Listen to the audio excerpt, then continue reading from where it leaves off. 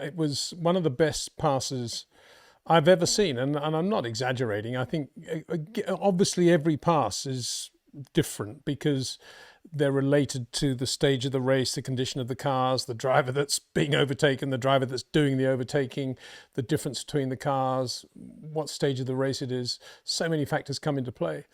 But you know, how many young kids begin their motor racing career going to some sort of racing school, and it's hammered into them, you cannot win the race in the first corner. Well, guess what? You know, you can, and that's where he won that race. And it was just outstanding. Talk about opportunism, and this to the context of all the argy-bargy we've had into first corners anyway. If you think of Saudi Arabia and Miami, and you know, you would think, I mean, any normal human being, I think, in that situation that Max was in, would think, well, you know, dirty side of the grid, blown away by Oscar and George, better just give them the best, better not cause any trouble, might get a reprimand, whatever, everyone will be on my back again. But that didn't even enter his head. And that's the beauty of Max, of course. He doesn't listen to all that white noise around him. He just focuses 100% on laser beam on being a racing driver and being aware of everything around him. And I've often, I think a lot of people say, oh, you know, what would he know about it? But I've often said, you know, I think Jackie Stewart knows exactly what he's talking about when he describes what you need to be doing before the start of a Grand Prix. And it isn't reflex tests for the eyes. It isn't this. It isn't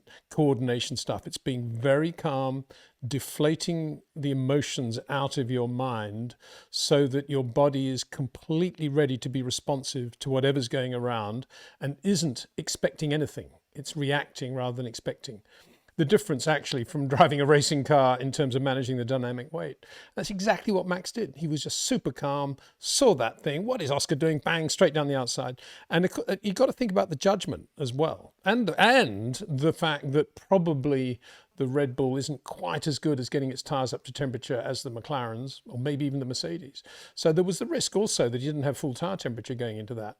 And yet there was a diminishing gap that he sized up to within a millimeter dynamically and did it perfectly, absolutely perfectly. And we know it was perfect because Oscar didn't have time to react, didn't have time to do anything. He was just, whoa, what's that? You know, and then the Red Bull was gone. End of story.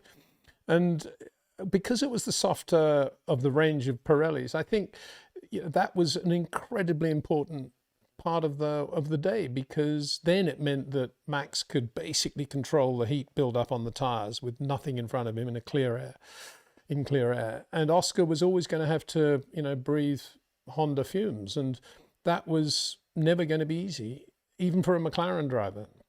I think they made a mistake in bringing him in early. I think they over-strategized. I think it was a classic example of too many strategy people, you know, looking at it from an analytical, digital point of view rather than, you know, sucking the what's going on out there. Yeah, we have got a better car. This cannot go on. Something will happen, whether it's a safety car or something. We'll stay out there. You know, if Max thinks he can do a one-stopper, we'll do it as well. That's what I think they should have done. That would have been the sort of old school philosophy. But because we live in 2025, digital, got to have all these strategy engineers around. Bang, you know, oh yeah, looks like we got to do this. Tires are getting too hot.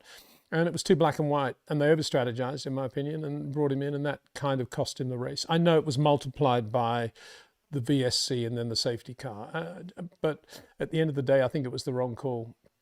And as for Max, it's all very well to say that he benefited from the VSC, which of course he did, but then, you know, he didn't benefit from the safety car because all the hard work had disappeared the minute the field was bunched up again. And Oscar Piastri right behind him, Lando behind him, two McLarens, the two best cars in Formula One, right behind you at Imola. I still thought there was no way he was going to win that race. I can't believe that he managed to drive as well as he did in that last phase and set fastest lap.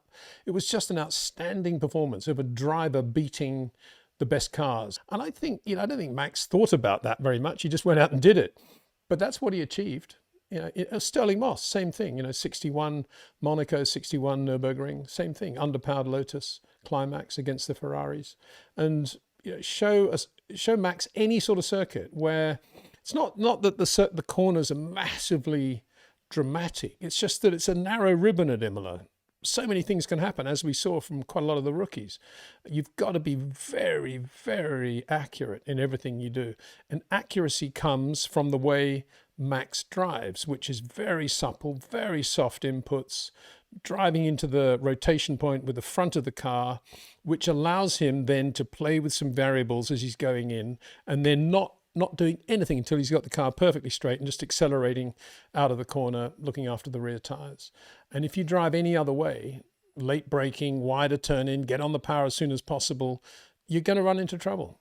And with Oscar, that happened with overheating tires. And with Lando, it was, we saw that in qualifying. You just can't drive that way consistently around a circuit like Imola. Some circuits these days, you probably can get away with it, but not Imola. And that's where, and although there aren't many places where you can say, oh, Max had shorter corners, it was the sensitivity of touch that enables him to be a short corner driver that we saw on display yesterday. And that was just sublime.